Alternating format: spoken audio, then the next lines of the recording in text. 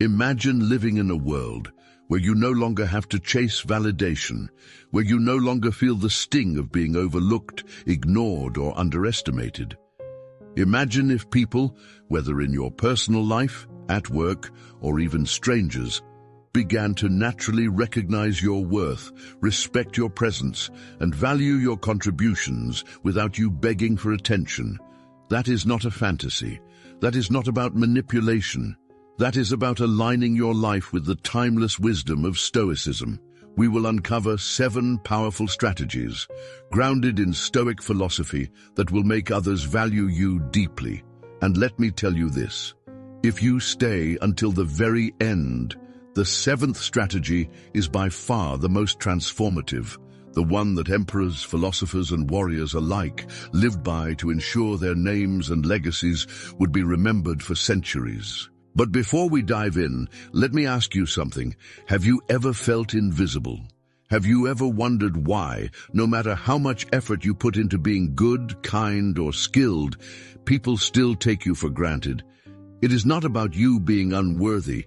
It is about the way you carry yourself, the principles you live by, and the boundaries you enforce. The Stoics understood this more than anyone else. They lived in times of chaos, betrayal, war, and suffering, yet they discovered how to hold themselves in such a way that others were compelled to respect them, not through fear, not through wealth, but through an unshakable presence. And that is exactly what we will explore today. 7 Stoic strategies to make them value you. These are not tricks, these are not manipulative games. These are disciplines of the mind and practices of the soul that transform the way others perceive you. Because here is the truth. When you embody strength, calmness, and self-control, you become magnetic. People will not just notice you, they will value you. They will seek your approval, your insight, and your company, not because you demanded it, but because you have become the kind of person they cannot ignore. So here's the promise. By the end of this video, you will walk away with 7 timeless Stoic lessons that you can begin applying immediately. These strategies will change how others see you, but more importantly, they will change how you see yourself. Because once you stop begging for value and instead start embodying it, the world has no choice but to recognize it. And here's a little warning.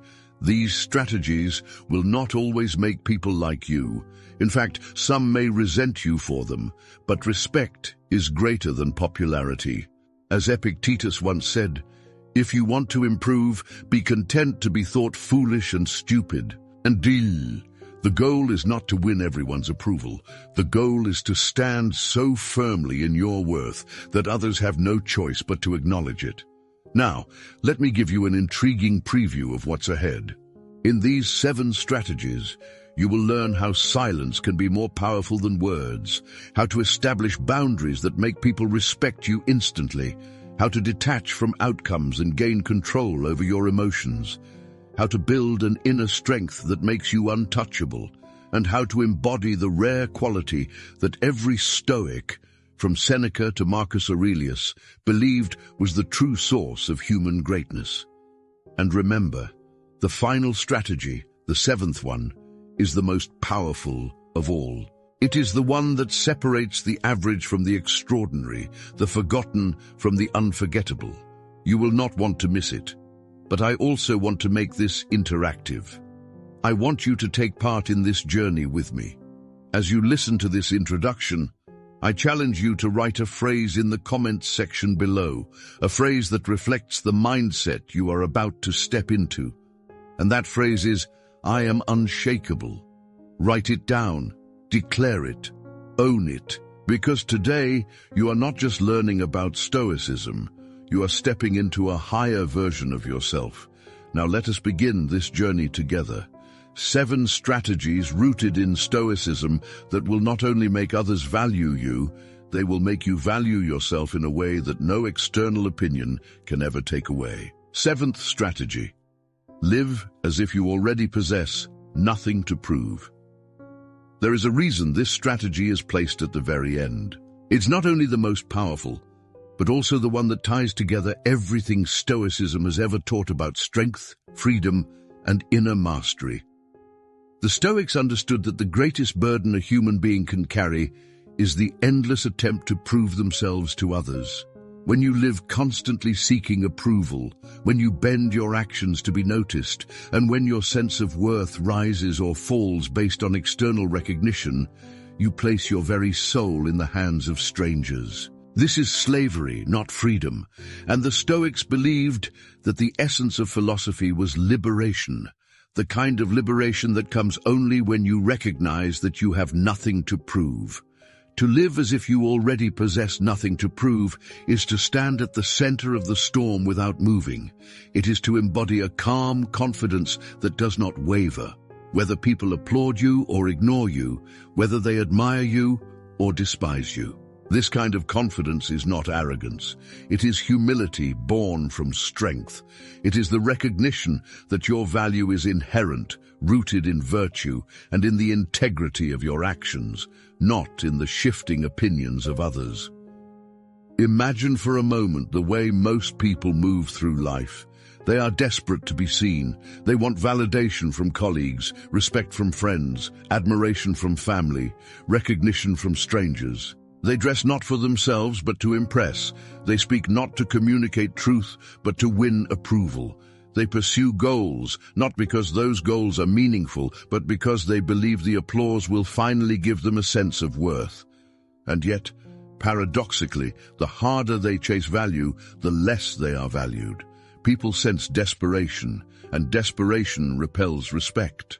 The Stoic path is the opposite. Instead of chasing validation, the Stoic centers themselves on what they can control: their reason, their choices, their alignment with virtue. Epictetus taught that our worth is never determined by what others think of us, but by how we live in accordance with wisdom, courage, justice, and self-control. When you embrace this principle, you suddenly see the futility of trying to prove yourself. The applause fades, the criticism fades, but your actions remain. And if those actions are rooted in virtue, then you are already complete. Marcus Aurelius, an emperor who could have lived entirely for public image, constantly reminded himself in his private writings that nothing was more foolish than being enslaved by opinion. He wrote, "Ambition means tying your well-being to what other people say or do. Self-indulgence means tying it to the things that happen to you. Sanity means tying it to your own actions." He knew that if even the most powerful man in the world lived for the validation of others, he would still be a slave. Freedom, therefore, was not in conquering lands or commanding armies. Freedom was in conquering the need to prove oneself. When you live this way, something extraordinary happens. People begin to value you more, not because you are asking for it, but because you radiate independence. Human beings instinctively respect those who do not beg for their approval. When you walk into a room with calm presence, when you contribute with clarity and then detach from the outcome, when you remain steady in the face of rejection or indifference, you become untouchable. Others notice. They may not always like it, but they cannot help but respect it. And here lies the paradox. The moment you stop trying to be valued is the moment people start to value you. When you are no longer seeking, you become the source. When you no longer chase, you begin to attract. This is not manipulation. It is the natural gravity of a person who is grounded, whole, and free. The transformation that comes from living with nothing to prove touches every part of your life. In conversation, you no longer speak to impress, but to speak truth. In work, you no longer obsess over recognition, but focus on excellence. In relationships, you no longer enter seeking completion, but sharing what is already complete within you. The pressure lifts, the anxiety dissolves. The constant measuring against others fades into silence, and in that silence, you discover strength. Seneca once wrote, "The man who does not value himself cannot value anything or anyone." To live without the need to prove yourself is to declare silently but powerfully, that you already value yourself. You are not waiting for the world to hand you worth because you have already found it in virtue and in the discipline of your soul. This self-possession makes you rare, and what is rare is always valued. Think about the strongest individuals you have known, whether in history or in your own life. They are not the loudest, not the ones constantly drawing attention, but the ones whose presence speaks without words. Their calmness is magnetic, their detachment is powerful, their confidence is quiet but undeniable. This is the presence you cultivate when you live with nothing to prove. The modern world, of course, tries to drag you in the opposite direction. Social media thrives on comparison, demanding that you prove yourself daily through likes, comments, and numbers. Workplaces thrive on competition, family expectations push you to constantly measure up. The noise is endless, but when you step out of that noise, when you refuse to let it dictate your worth, you rise above it. Others are trapped in the race, running endlessly for recognition that never satisfies. You, on the other hand, stand still, grounded and free. And because you stand apart, people notice. To practice this principle in daily life, begin with small acts. Resist the urge to boast when you achieve something. Allow your actions to speak. Detach from outcomes. Give your best effort, but do not let the recognition or the lack of it disturb your peace. Reframe rejection. When someone overlooks you, remind yourself that your virtue remains untouched. And above all, learn to seek applause only from your own conscience. As Epictetus said, "If you want to improve, be content to be thought foolish and stupid. Let others misunderstand you if they must, for your worth is not theirs to decide." This is the essence of the seventh strategy, to live as if you already possess nothing to prove. Because once you stop proving, you start embodying. Once you stop begging for value, you become valuable. And once you stand firm in your own worth, the world has no choice but to recognize it. So I leave you with this challenge. Declare it openly, here and now. Write the phrase, "I am unshakable," because that is the truth you must step into. You are no longer a prisoner of opinions. You are no longer enslaved by the need to prove yourself. You are free, and freedom lived fully is the ultimate reason why they will value you more than ever before. Sixth strategy. Master the power of boundaries. If you truly want people to value you, one of the most powerful lessons you must embrace is the mastery of boundaries. This is the sixth Stoic strategy, and it is one that determines whether others respect you or whether they walk all over you. Without boundaries, your worth is diluted. Without boundaries, you become the person who gives endlessly and receives nothing in return. And here lies the truth. People rarely value what is freely available without resistance, but when you create firm, clear, and unshakable boundaries, you send an undeniable message. My time, my energy, and my presence are valuable. And this message forces others to respect you even if they do not want to. The Stoics were masters of this principle long before the modern world even had a name for it. For them, boundaries were not simply about saying no to others. They were about protecting the most sacred possession of all, the mind. Epictetus taught that if you allow others to control your emotions, your schedule, or your choices, you are no longer free. He said, "No man is free who is not master of himself." This mastery begins with boundaries. To live without them is to hand over your freedom to anyone who demands your attention.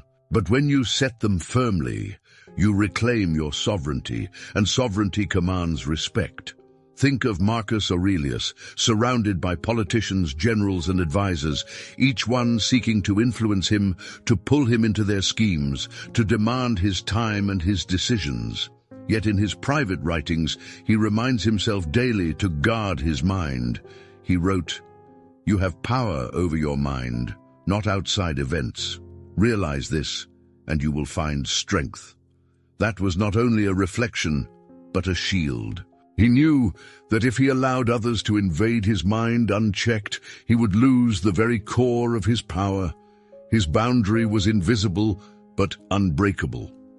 He allowed counsel, he allowed debate, but he never surrendered his inner judgment to the whims of others. Boundaries are not walls to isolate you from the world. They are structures that allow you to interact with the world on your terms. Without them, you become a slave to every request, every opinion, and every demand. With them, you become someone who is not easily swayed, someone who knows where they stand. And here is what makes boundaries so powerful. The moment you establish them, others begin to see you differently. People test limits by nature. If they see that your time can be interrupted at any moment, they will interrupt it. If they see that your emotions can be provoked easily, they will provoke them. But if they see that you stand firmly, calmly, and consistently behind your lines, they begin to respect you because they realize you respect yourself. This is where most people fail. They are afraid to draw boundaries because they fear rejection, conflict, or loss of approval. They think that by always saying yes, by always accommodating, by always bending, they will be loved more. But the opposite happens. The more you bend, the less you are respected. The more you erase your boundaries, the less you are valued. People may take from you, but they will not honor you. The Stoics would say that this is because you are trading away your virtue, the very essence of your worth, in exchange for temporary comfort. And nothing is less stoic than that. So how does this strategy actually make others value you? It does so because it communicates strength. Boundaries say, I know who I am, I know what I stand for, and I will not compromise my peace, my time, or my values for the fleeting approval of others. This kind of strength is rare. Most people live as open doors, available to anyone and anything. But when you live as a fortress, not closed but guarded, you become someone others cannot easily exploit. And the truth is that respect often follows the path of resistance. What people cannot easily take from you, they begin to admire. But do not misunderstand this principle. Boundaries are not cruelty. They are not arrogance. They are not an excuse to dismiss people coldly. Boundaries, when lived in the Stoic way, are rooted in justice and self-control. They are firm but fair, clear but calm. When you say no, you do not need to shout or justify endlessly. A simple, steady refusal is enough. When you protect your time, you do so not because you think others are unworthy, but because you recognize that your time is finite and must be guarded like treasure. And when you protect your emotions, you do so not by hardening into bitterness, but by choosing not to let others dictate the state of your soul. Seneca, who lived surrounded by political turmoil and personal betrayals, reminded himself of the importance of boundaries often. He said, "It is not that we have a short time to live, but that we waste a lot of it." How is time wasted? Mostly by allowing others to invade it with demands that do not align with our values. By establishing boundaries, you are not being selfish. You are ensuring that your limited life is used for what truly matters. And this, in turn, makes people value you more. Because when you are not endlessly available, your presence becomes significant. When you do speak, your words carry weight. When you do act, your actions are meaningful. Now imagine the opposite. Imagine someone who says yes to everything, who is constantly at the mercy of others' demands. Their time is consumed, their energy drained, their identity blurred. Do people truly value such a person? They may use them, they may even praise them for their kindness, but deep down, respect is missing. Respect is reserved for those who respect themselves enough to guard their lives. This is why boundaries are not just practical, they are philosophical. They are a declaration of self-respect, and self-respect is the foundation of being valued by others. In practice, mastering boundaries requires courage. It requires enduring the discomfort of disappointing others. It requires resisting the temptation to explain or over-justify. It requires a calm firmness the kind Marcus Aurelius embodied when he chose to stay aligned with virtue even when entire legions disagreed with him. People may resist at first. They may push harder when you begin to enforce boundaries, but over time they will adapt. They will come to recognize that your no means no, that your time has limits, that your emotions are not easily manipulated. And eventually they will value you for it, because strength always commands respect. To master boundaries is also to master yourself. For every boundary you set externally, there must be one set internally. The Stoics were not only concerned with keeping people from crossing into their peace, they were equally concerned with keeping their own impulses from crossing into folly, a boundary against anger, a boundary against greed, a boundary against wasting time on trivial pursuits. In this way, Stoic boundaries are both shields against the world and shields against the self. And when you live with such discipline, people notice. They see someone who is not scattered, not easily shaken, not constantly available to every impulse or demand.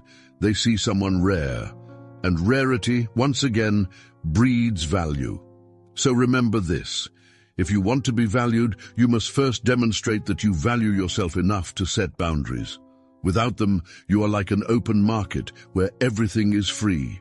With them, you are like a sanctuary where entry requires respect. People will test you, they will push, but the firmness of your boundaries will shape how they treat you.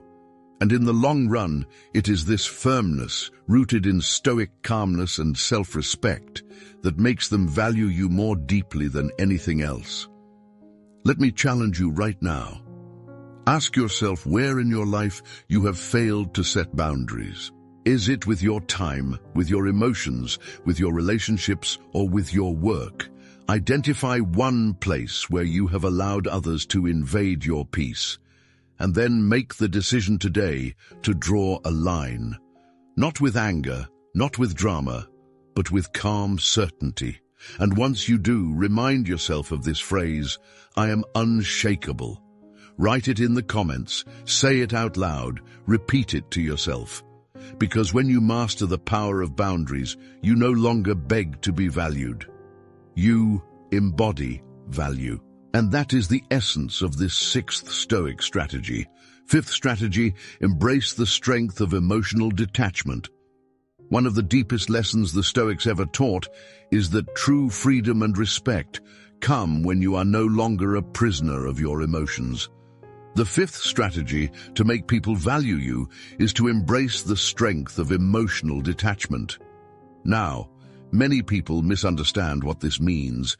They hear the phrase and assume that detachment is coldness, indifference, or a lack of compassion. But the Stoics did not mean living without feeling. They meant living without being controlled by feeling. They meant that while emotions will always rise within you, your response to them is a matter of discipline, and it is in this discipline that true respect is born. Think of how most people live. They are reactive. A harsh word is spoken, and they erupt in anger. A setback occurs, and they collapse into despair. A person praises them, and they are inflated with pride. A person criticizes them, and they are consumed by insecurity. In every situation, their emotions are like a ship in the storm, tossed endlessly by the waves of circumstance. Such a person is not respected, because everyone knows their state of mind can be manipulated with a few words, a few actions, a few opinions. But the Stoic is different. The Stoic understands that while they cannot control the waves of life, they can control the rudder of their mind. And when you demonstrate this kind of steadiness, others cannot help but value you. Marcus Aurelius, a man who carried the weight of an empire during war and plague, constantly reminded himself not to be carried away by emotions.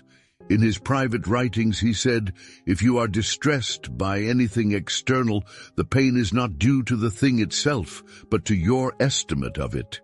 And this you have the power to revoke at any moment."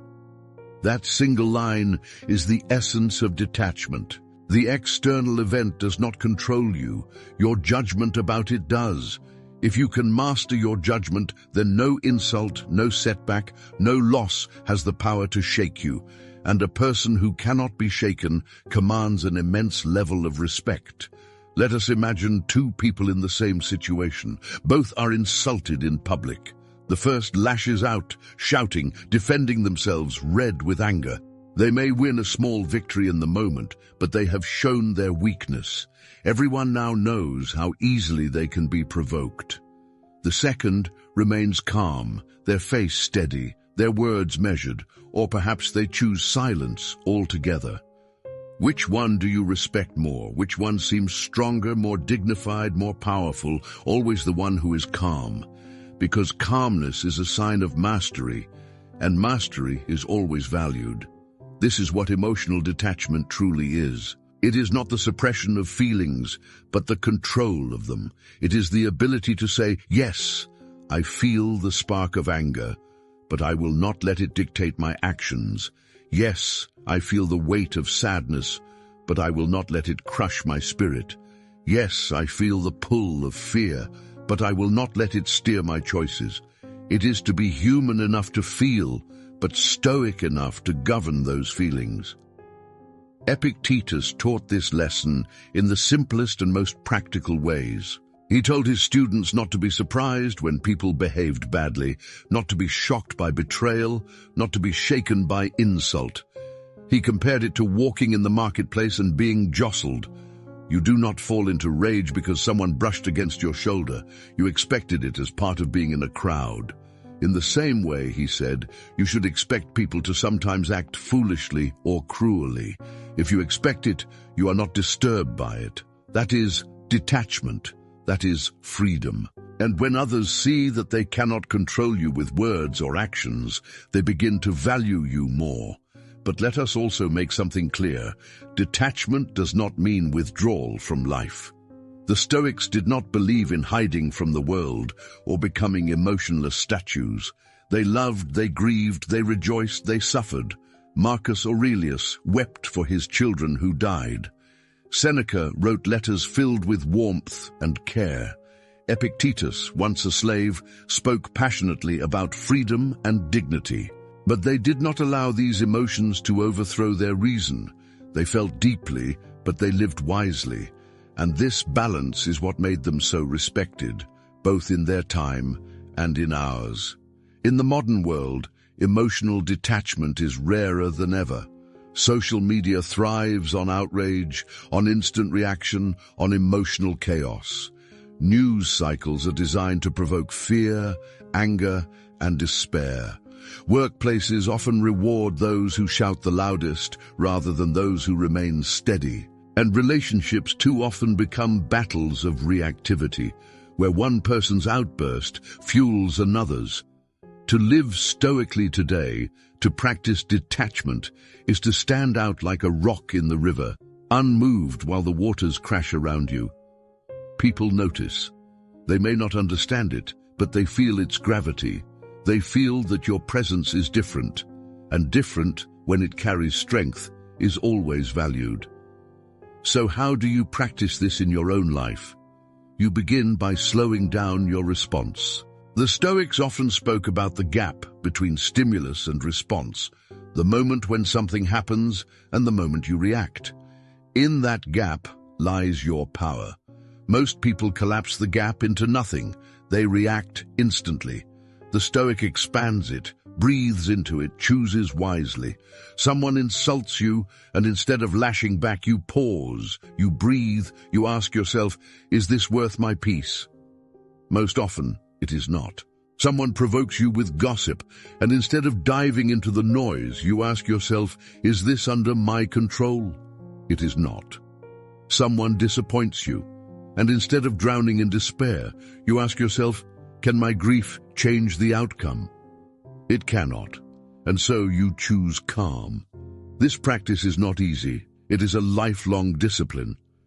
There will be times when your emotions win, when your anger bursts out, when your sadness overwhelms you, when your fear paralyzes you. But each time you return to the Stoic path, each time you reclaim the gap between event and response, you grow stronger. And as you grow stronger, people around you begin to treat you differently. They come to see you not as someone easily provoked or swayed, but as someone steady, reliable, and powerful in a way that is rare. That respect, that value, is earned not by force, but by self-mastery. Let us return to Marcus Aurelius for a moment. Imagine the scene: plagues sweeping through Rome, wars pressing at the borders, betrayal within the Senate, personal losses within his family. Any lesser man would have collapsed under the weight of despair or rage. But Marcus remained steady. Not because he did not feel, he certainly did, but because he refused to let those feelings overthrow him.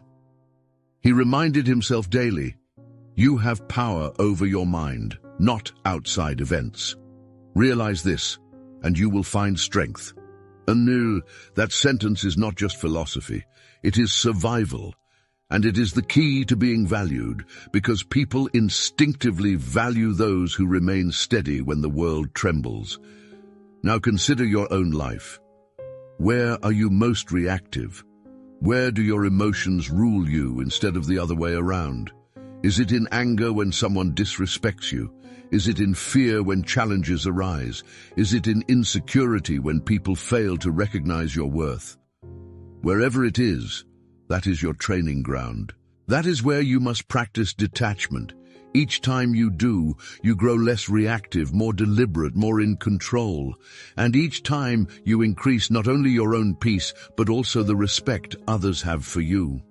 The fifth strategy, then, is not about erasing your humanity. It is about elevating it. It is about refusing to be enslaved by the emotions that control most people. It is about choosing reason over impulse, virtue over reaction, calm over chaos. When you live this way, people begin to value you, not because you demand it, but because you embody something they secretly long for: stability. In a world of storms, you are the lighthouse. In a world of noise, you are the silence. In a world of reactivity, you are the calm. So once again, I challenge you to declare it. Write in the comments right now the phrase, "I am unshakable," because that is what this strategy is teaching you to become. Not emotionless, not indifferent, but unshakable. And once you are unshakable, you no longer beg for value. You radiate it, and when you radiate it, they cannot help but respect you. Fourth strategy: cultivate the power of silence. If you wish to be valued, you must learn to master not only your words, but also your silence. The fourth Stoic strategy to make people truly respect you is to cultivate the power of silence. In our noisy world, silence is rare, and because it is rare, it is powerful. The Stoics understood that most people waste their words, speaking without measure, reacting without thought, filling the air with noise that dilutes their presence. But when you hold your tongue, when you choose your words carefully, and when you let silence carry weight, you create an aura that cannot be ignored. Think for a moment about the people you admire most. Are they the ones who always speak the loudest, the ones who rush to fill every empty moment with chatter, or are they the ones who speak rarely but meaningfully, the ones who listen more than they talk, the ones whose words, when finally spoken, carry authority? Almost always it is the latter. This is because silence is not emptiness, it is strength under control. To be silent when others are loud shows discipline. To remain calm when others demand a reaction shows power. And people value power when it is rooted in control rather than chaos. Epictetus taught his students that they should speak only when necessary, and that even then, their words should be measured and modest. He said, "Be silent for the most part, or if you speak, say only what is necessary and in few words." Why would he advise such restraint? Because words, once spoken, cannot be recalled. They reveal your character, your emotions, and your level of discipline. If you are careless with them, you show weakness. But if you are deliberate, if you use silence as a shield and speech as a weapon, then every time you open your mouth, people pay attention. That is the power of silence. Marcus Aurelius too understood this. In his meditations, he often reminded himself to avoid unnecessary talk, to focus on truth rather than opinion, and to remain quiet when words added nothing of value. He was emperor, surrounded by advisors, senators, and soldiers who filled his ears with constant noise. Yet he knew that the most important dialogue was not with others, but with himself. His silence allowed him to reflect, to sharpen his mind, to remain in control of his decisions. And because he did not waste words, when he did speak, people listened. His silence created gravity, and gravity is always valued. In the modern world, silence is even more powerful because it is so rare. Everyone wants to be seen, heard, and acknowledged. People rush to post their opinions, to comment on every issue, to prove their intelligence through constant words. But the one who holds back, who listens, who chooses carefully when to speak, this person stands apart. Their silence becomes mysterious, and mystery commands attention. People begin to wonder what you think, to anticipate your words, to respect the fact that you are not giving yourself away cheaply. In a world where attention is thrown around carelessly, withholding it increases its value. Silence is also a form of emotional discipline. When someone insults you, silence shows that you are not shaken. When someone provokes you, silence shows that you are in control. When others gossip, silence shows that you are above the noise. This is not weakness, it is mastery. It is easy to lash out, to defend yourself with a flood of words, to fill the air with reactions. It is much harder to remain calm, to withhold, to let the storm pass without moving, and it is precisely because it is harder that it is respected. Seneca once wrote, "It is a great thing to know the season for speech and the season for silence." This balance is the mark of wisdom. Too much silence, and you may seem disengaged. Too many words, and you seem reckless. But when you learn when to hold your tongue and when to release your thoughts, you create a rhythm of presence that makes others value you more. They realize that if you are silent, it is not because you have nothing to say, but because you are choosing not to. And choice is what creates value. Let us look at this practically. Imagine a workplace meeting where everyone is talking over each other, trying to prove their intelligence. One person sits calmly, listening, observing, waiting. They do not rush to prove themselves. They do not need to interrupt. But when the noise quiets, they speak one clear sentence, and the room falls silent. Why? Because their silence has made their words rare, and rarity amplifies value.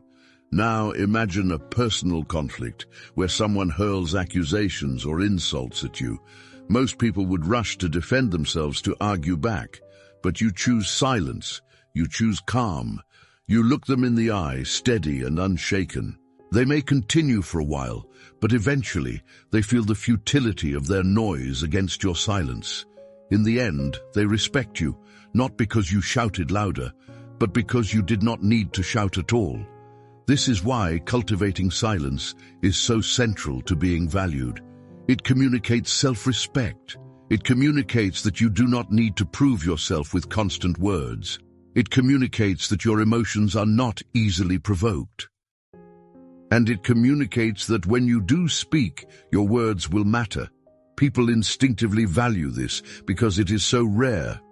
The challenge, of course, is that silence is uncomfortable. Most people fill silence because they fear it. They fear what others will think if they do not respond instantly. They fear being overlooked, misunderstood, or forgotten. But the Stoic learns to embrace silence, to sit within it, to let it strengthen them. Silence becomes a tool, a discipline, a shield. It is not emptiness, it is presence without noise, and presence without noise is powerful. When you begin to practice this, you will notice a shift in how people treat you. They will stop expecting quick reactions. They will wait for your input. They will lean in when you speak because they know you do not waste words. Your silence will begin to carry more weight than the chatter of others. And when your silence is valued, your presence is valued. But remember, the goal is not to use silence as manipulation. The Stoics never aimed to play games with others' perception. The goal is to cultivate silence as a reflection of inner mastery, to be silent because you are calm, not because you are plotting. To be silent because you are deliberate, not because you are afraid. To be silent because you understand that not every battle deserves your voice, and not every thought deserves to be spoken. When silence flows from wisdom rather than fear, it commands respect. So this is the fourth strategy, to cultivate the power of silence, not as withdrawal from life, but as discipline within it, not as coldness, but as control, not as absence, but as presence. When you master silence, people will value your words more, your presence more, and your strength more, because silence is not weakness. Silence is strength restrained, and restrained strength is always valued. And now, as I have done with every strategy, I leave you with the challenge. Declare it openly, and write in the comments the phrase, "I am unshakable." Because when you master silence, you become exactly that, unshakable, not swayed by noise, not provoked by chaos, not diminished by chatter. You become someone whose presence speaks louder than words. And in that presence, you will find respect, value, and the strength that no one can take away. Third strategy, build an inner fortress of discipline. If you truly want people to value you, you must become someone who cannot be easily broken, swayed, or corrupted. The third Stoic strategy to make people respect you is to build an inner fortress of discipline. The Stoics believed that while external power, wealth, or recognition may come and go, the one possession no one can take from you is the mastery you build within yourself. Discipline is that mastery. Discipline is the fortress that shields you from chaos, protects you from weakness, and radiates strength to the world around you. And people instinctively value those who are disciplined because they are rare, reliable, and untouchable. Consider the lives of the Stoics themselves. Epictetus was born into slavery, beaten and humiliated, yet he cultivated such strict self-discipline that he rose from chains to become one of the most respected philosophers of his time. He did not have riches, armies, or political power, but he had a fortress within himself that no master could conquer. That discipline gave him dignity, and dignity made him valuable in a way no wealth ever could. Marcus Aurelius, on the other hand, had all the external power the world could offer, yet he still reminded himself daily that discipline was the only true safeguard. He wrote, "You have power over your mind, not outside events. Realize this, and you will find strength." Discipline was his fortress, keeping him from collapsing under the immense pressures of ruling an empire. Discipline is not glamorous. It is not flashy. It does not boast. But it is the foundation of every kind of greatness. Without discipline, talent wastes away, opportunities are squandered, and respect dissolves. With discipline, even the weakest beginnings can grow into strength. When others see you living with consistency, restraint, and commitment, they begin to value you, not because you told them to, but because your very life shows it. Discipline is proof, and proof is respected. Think of how most people live.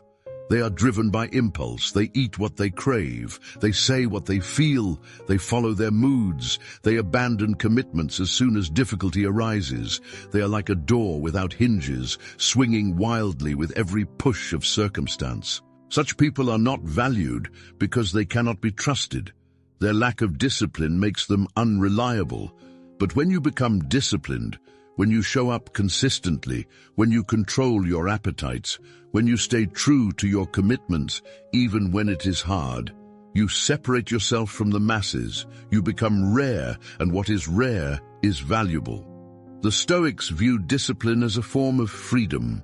Most people think freedom means doing whatever you want, whenever you want.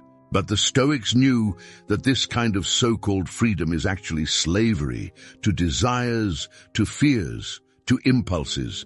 True freedom is the ability to master those impulses, to govern yourself, to live in alignment with reason rather than whim. Seneca once said, "No man is free who is a slave to his body." He meant that if you cannot control your desires, your anger, your fears, you are not truly free. Discipline breaks those chains. And when you live in freedom, others cannot help but admire and respect you. Let us imagine a scenario. Two people are given the same task at work. The first procrastinates, complains, and delivers the work late, full of excuses. The second, though equally busy, organizes their time, stays consistent, and delivers with excellence. Which one is valued? Which one is respected? Always the disciplined one. Now extend this beyond work. In personal life, the one who manages their emotions, keeps their promises, and controls their impulses is trusted and valued more than the one who is reckless, careless, or inconsistent. Discipline communicates strength, and strength, when quiet and steady, commands respect. But discipline is not only external. It is not just about how you work, speak, or act. It is about how you govern your inner life. The Stoics practiced daily routines of reflection, meditation, and journaling to sharpen their minds and keep themselves aligned with virtue. Marcus Aurelius wrote in his journal every day, reminding himself of discipline in thought and action. Epictetus instructed his students to rehearse difficulties in their minds before they arrived, so that they could face them calmly. Seneca wrote letters to friends, training himself in self-control, reminding himself of death, reminding himself of the brevity of life. These practices built an inner fortress so strong that no external storm could tear it down. Discipline is also visible in how you handle pleasure and pain. Anyone can resist when circumstances are easy, but the true test of discipline is in adversity and temptation. The Stoic remains disciplined when insulted, when ignored, when suffering loss. They remain disciplined when offered pleasures, luxuries, or distractions that could weaken their character. This balance, this consistency, is what sets them apart. People value those who remain steady in extremes because steadiness is so rare. In our time, the absence of discipline is everywhere. Most people cannot commit to anything beyond a fleeting moment. They abandon goals when results are not immediate. They give up on relationships when challenges arise. They sacrifice health for convenience, character for comfort, virtue for pleasure. And because undisciplined people are everywhere, the disciplined person stands out like a mountain in a field of sand. They do not collapse when life presses down on them. They remain standing, and others look to them as a pillar. That pillar is valued not because it demands attention, but because it naturally holds weight. To build this inner fortress, you must begin with small acts. Discipline is not achieved in a single moment of willpower. It is forged daily in choices so small that most people ignore them. Waking up at the time you promised yourself, even when you do not feel like it. Choosing healthy food over indulgence, even when cravings call. Remaining silent instead of arguing, even when provoked. Completing a task with excellence, even when no one is watching.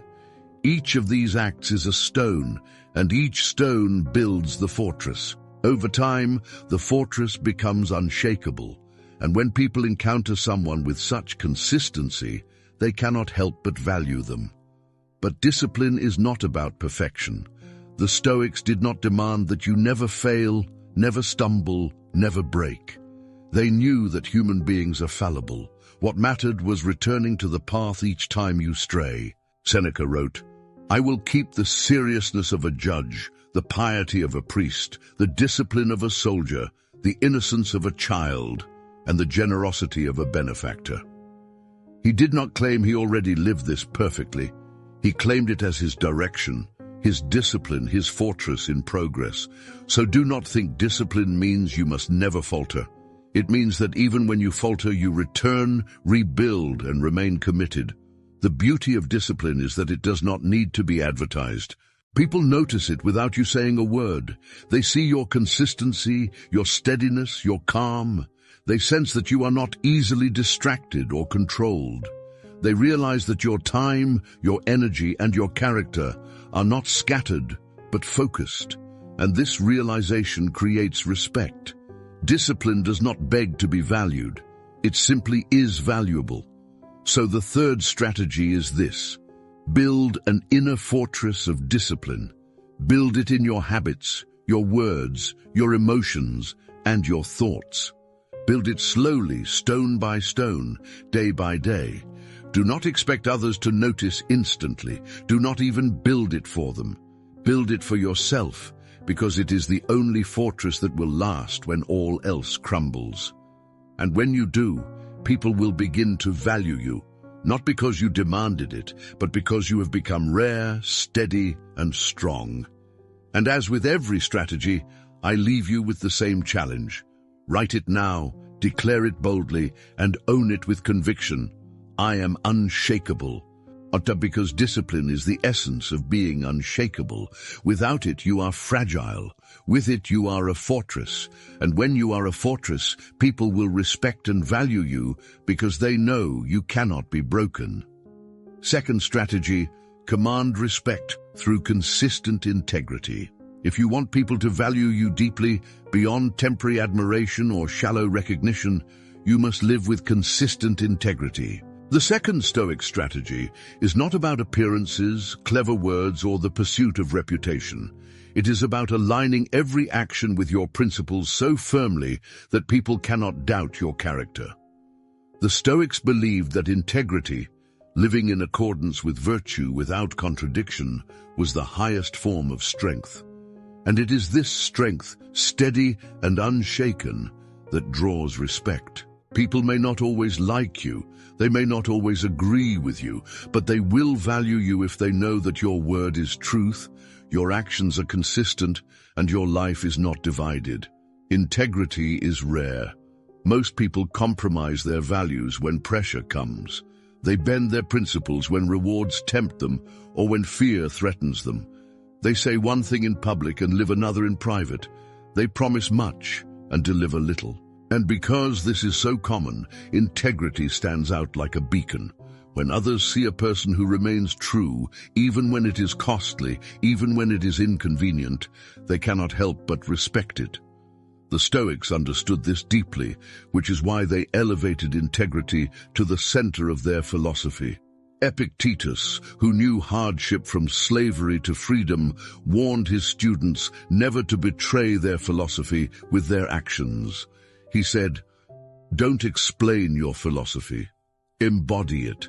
For him, integrity was not about speeches or debates. It was about living in such a way that your life itself became your philosophy. If you claim to value wisdom, then you must act wisely. If you claim to value courage, then you must face fear with resolve. If you claim to value justice, then you must treat others fairly even when it brings you no advantage. To fail in this was to be divided, and division weakens value. But to succeed was to embody strength that others could not ignore. Marcus Aurelius, though emperor, constantly reminded himself not to be corrupted by the temptations of power. He wrote in his journal, "If it is not right, do not do it. If it is not true, do not say it." That simple sentence was his guide, and it reveals how seriously the Stoics took integrity. Marcus knew that his soldiers, senators, and citizens might flatter him, fear him, or try to manipulate him, but his true worth was determined only by his alignment with virtue. If his power corrupted his integrity, then his empire meant nothing. If his power strengthened his integrity, then his empire reflected justice. He understood that being valued was not about pleasing everyone. It was about remaining true to himself in every moment. Seneca, who lived in the dangerous court of Nero, also emphasized the value of integrity. Though he was forced at times into compromise, His letters revealed constant reminders to himself and to others that nothing is more destructive than hypocrisy. He said, "It is not the man who has too little, but the man who craves more, that is poor." This was not only a statement about wealth, but about character. A man who constantly craves approval, who constantly craves recognition, who compromises his values for temporary gain, is impoverished in integrity. And such a man cannot be respected. In practical life, integrity means that your words and actions align. If you promise something, you follow through. If you speak a value, you live it. If you commit to a standard, you uphold it even when no one is watching. Most importantly, integrity is not situational, it is consistent. People respect consistency because it gives them something solid in a world full of shifting sands. They may disagree with you, but if they know you stand by your principles, they will value you. But if you shift with every wind, they will see you as unreliable, and unreliability destroys respect. Think about the power of trust. A person with integrity is trusted even by their enemies. Why? Because integrity is predictable. If you are honest, your enemy knows where you stand. If you are just, your enemy knows you will not betray your principles. If you are disciplined, your enemy knows you will not be easily corrupted. Trust is built not on perfection, but on consistency. And consistency is the essence of integrity. And because trust is the foundation of value in any relationship, integrity becomes the direct path to being valued. But integrity is difficult because it requires sacrifice. It is easy to tell the truth when it costs you nothing, but can you tell it when it costs you comfort, money, or status? It is easy to act with justice when it benefits you, but can you act with justice when it harms you? It is easy to stay disciplined when people are watching, but can you do it when you are alone? The Stoics challenged themselves daily with these questions. They practiced hardship to test their courage. They reflected on death to test their humility. They lived as if every moment was a chance to prove their integrity, not to the world, but to themselves. And in proving it to themselves, they earned the respect of others. The modern world tempts you every day to compromise your integrity. Advertisements promise shortcuts. Workplaces reward results even when they are gained through dishonesty. Social pressures push you to conform, even when conformity betrays your values. But when you refuse, when you hold your ground, when you say, "No, this is not right and I will not do it," you become someone people notice. They may resist you, they may even resent you, but deep down they value you because they see in you what they lack in themselves.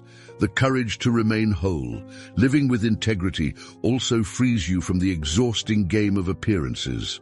Most people live split lives, one version in public, another in private, one face for friends, another for strangers. But the Stoic seeks unity. The same person you are in private is the person you are in public. The same values you claim in speech are the ones you live in silence. This wholeness creates peace, and peace radiates strength. Others sense it, even if they cannot name it, and they value you for it. Now ask yourself, where in your life have you been tempted to compromise? Where have you spoken words that your actions did not support? Where have you promised but not delivered? Where have you bent your principles for comfort or approval? These are the cracks in your fortress of integrity, and every crack weakens your value. The Stoic path is not to condemn yourself, but to repair the cracks daily. Integrity is not perfection, it is commitment. It is choosing again and again to align with virtue. When you live with integrity, you will not always be popular. Some may dislike you because you will not bend. Some may resent you because you expose their lack of discipline. Some may even oppose you because your integrity makes their corruption harder to hide. But respect is greater than popularity, and value is deeper than approval. The Stoics never sought to be liked. They sought to be virtuous, and in being virtuous, they earned a respect that has outlasted centuries. So the second strategy is clear. Command respect through consistent integrity. Do not chase reputation. Do not perform values for the applause of others. Live them. Embody them. Let your life itself be your philosophy, so that even if you never speak a word, your actions declare who you are. People cannot help but value someone who is whole, someone who does not fracture under pressure, someone whose yes means yes, and whose no means no. And once again, I leave you with the same challenge. Write it boldly, as a declaration, as a reminder, as a vow. I am unshakable, because integrity makes you unshakable. When your values are consistent, no storm can destroy you. And when you live this way, you will not need to beg to be valued. You will simply be valued because the strength of integrity commands it. Every journey begins within. If you want people to respect you, to recognize your worth, to truly value you, the first step is not about them. It is about you. The first Stoic strategy, and the foundation upon which all the others rest, is to value yourself before expecting others to value you. This is not arrogance. This is not vanity. This is not about inflating your ego or pretending to be greater than you are.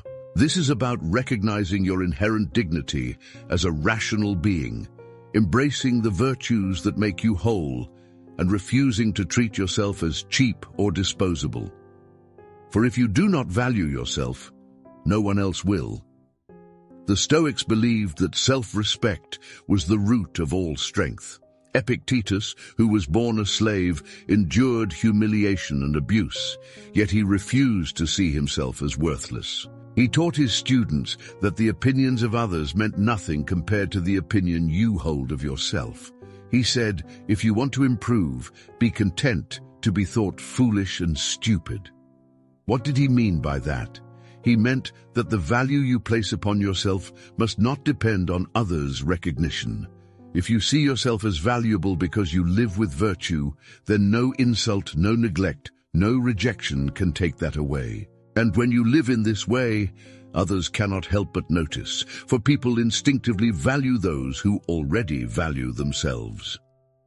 Marcus Aurelius, an emperor burdened with immense responsibility, often reminded himself that he must not live for the applause of the crowd.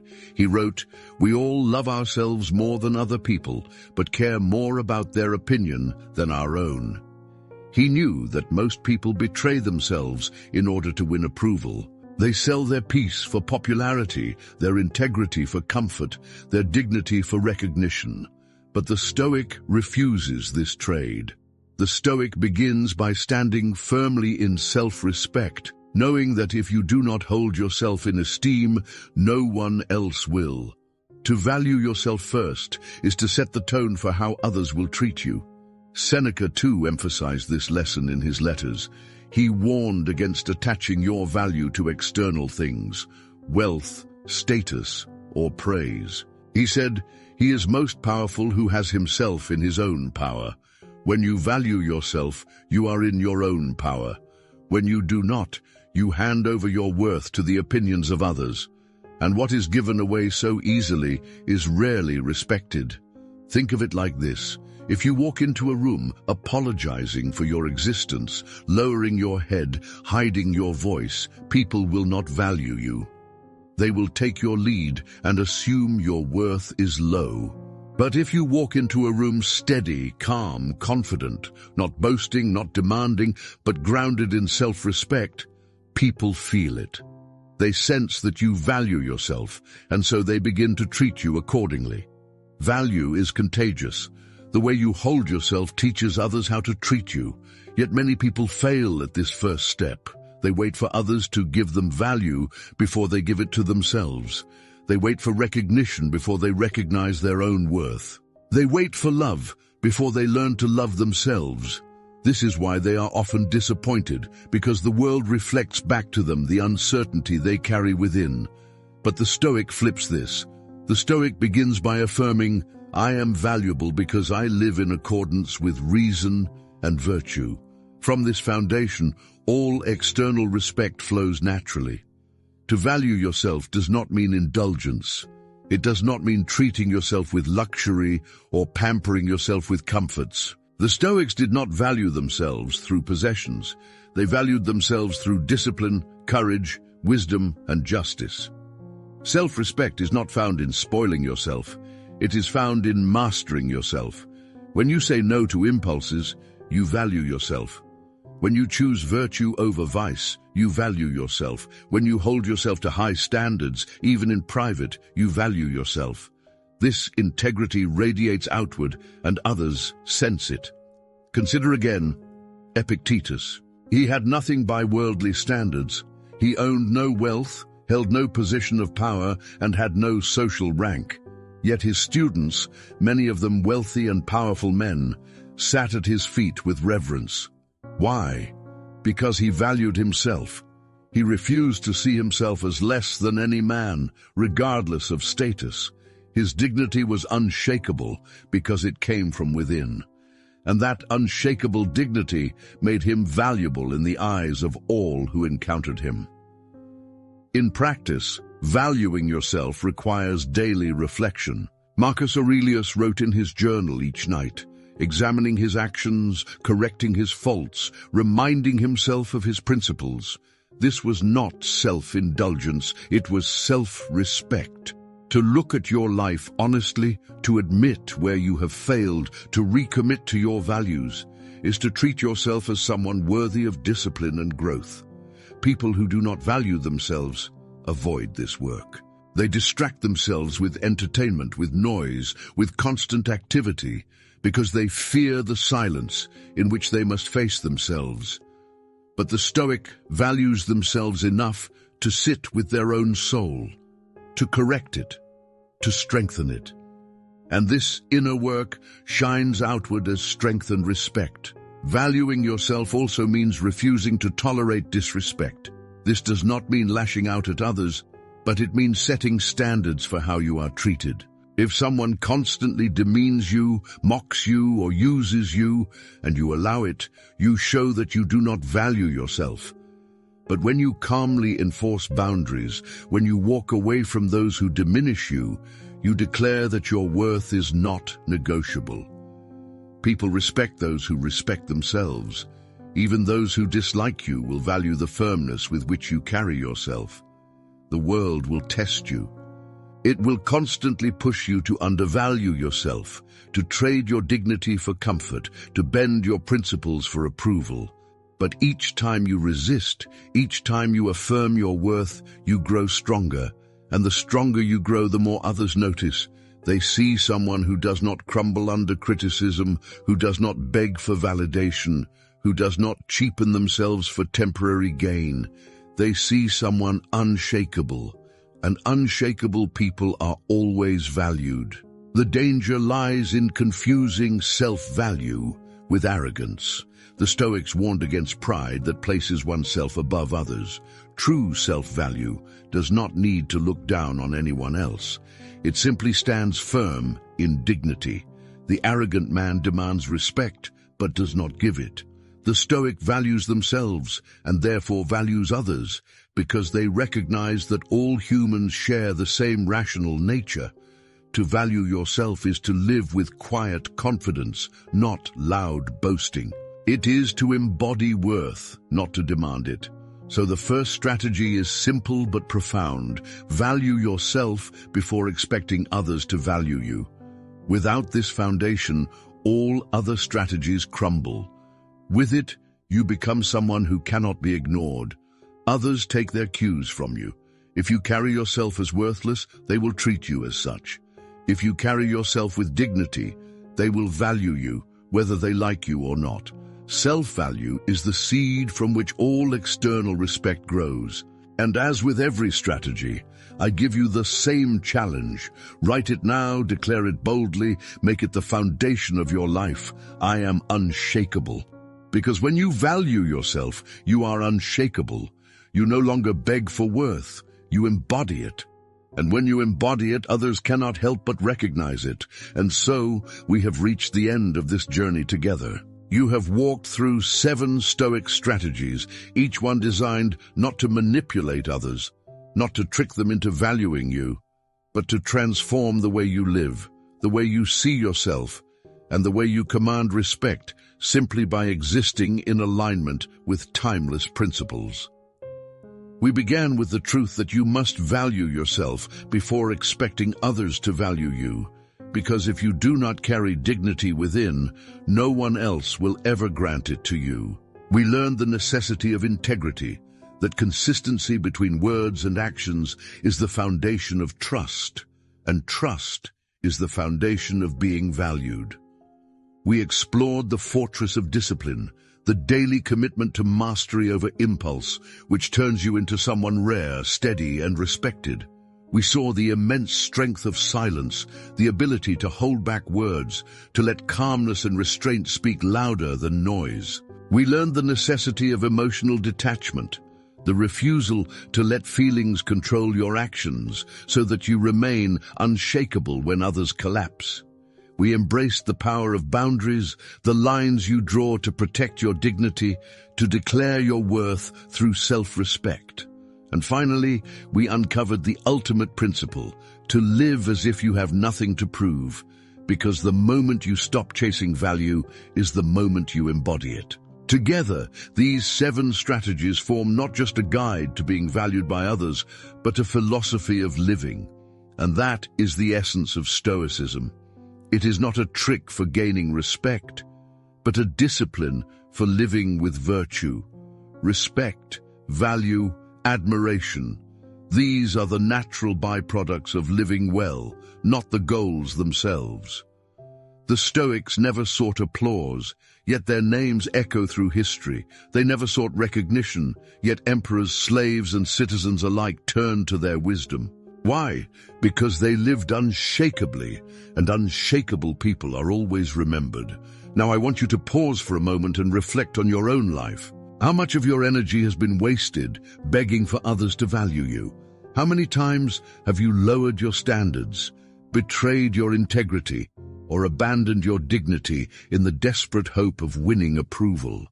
How many times have you sacrificed your peace just to keep someone else comfortable? And did it ever truly give you the respect you longed for? No, because the respect of others can never be bought with desperation. It can only be earned by embodying the qualities that naturally command it. That is why Stoicism remains so relevant today. In a world that thrives on attention, noise, and validation, the Stoic stands apart as a reminder of a different path. While everyone else shouts to be heard, the Stoic chooses silence.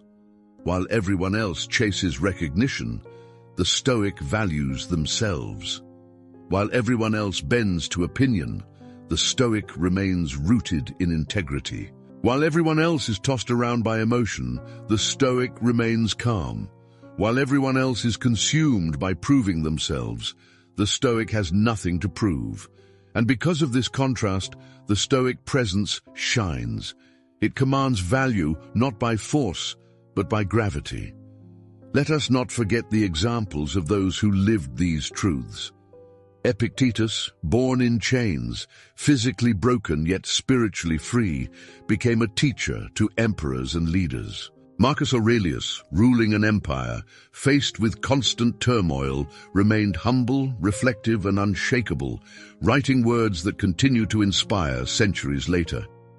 Seneca, caught in the storms of politics and betrayal, still held to the truth that virtue mattered more than fortune. These men lived in different positions, slave, emperor, statesman, yet all found the same path, self-mastery above all, dignity rooted in virtue, and freedom from the need for approval. And that path made them men of immense value, not only in their own time, but in ours. What then will you choose?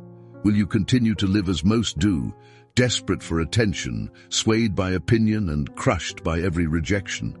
Or will you choose the Stoic path, the harder path, the path of discipline, silence, integrity, and self-value? The choice is yours. And understand this, the moment you choose the Stoic path, you will feel resistance. People may not celebrate your silence, They may not like your boundaries. They may not praise your detachment. Some may resent your integrity because it exposes their lack of it. But remember, the goal is not to be liked. The goal is to be valued. And value often grows slowly, quietly, as people come to realize that you are not like the rest, that you are unshakable. And here is the great irony. When you stop seeking value, you will receive it more. When you stop proving yourself, people will recognize you more. When you stop begging for respect, people will give it freely. Why? Because human beings are drawn to strength, and strength is born from self-possession. The Stoic does not beg to be noticed. The Stoic simply is, and in their being, they radiate presence. That presence cannot be ignored because it carries weight. Now let me leave you with one final reflection. Imagine yourself 10 years from now. Imagine looking back at the version of you who lived begging for value, begging for respect, begging to be noticed. Will you be proud of that person?